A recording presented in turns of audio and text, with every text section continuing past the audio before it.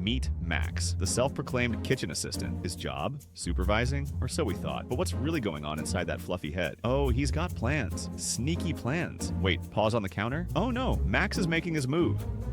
And what's this? A dishwasher full of tasty... leftovers? Max, that's not pre-rinse mode. That's just you being, well, a genius. And just like that, the evidence is gone. Dishwasher closed, human none the wiser. Max relaxes, mission complete. But now, who's gonna share their dinner? Look at that face. Resistance is futile. From dish cleaner to dinner negotiator.